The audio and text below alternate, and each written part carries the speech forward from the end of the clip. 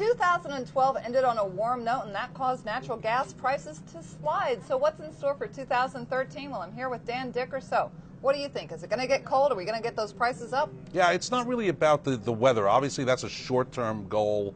You see the weather get a little bit warm towards the end of the year and the prices slump a little bit. But what's been happening is that in storage, the storage numbers have been getting better.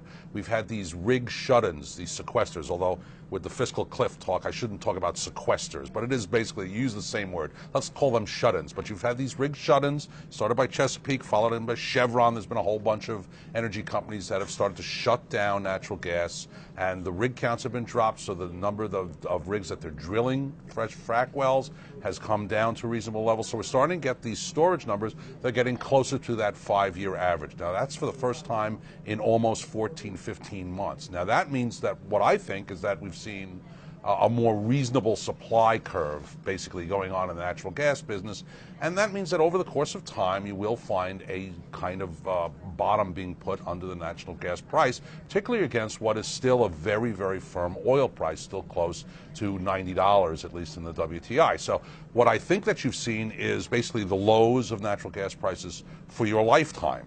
And there's a lot of things to add to that to say that, you may have seen those. There's been an approval, for example, of LNG over the course from the Energy Department in the last week and a half. That has put some floor under the prices. There are 17 companies out there waiting to build these LNG plants that cost between $2 and $10 billion a piece. I mean, there are some people who want to take advantage of what is obviously a shale gas boom that is still going on in this country. Okay, so if what you're saying is true, if we think we've hit this historical bottom, a bottom for all lifetime. For our lifetime.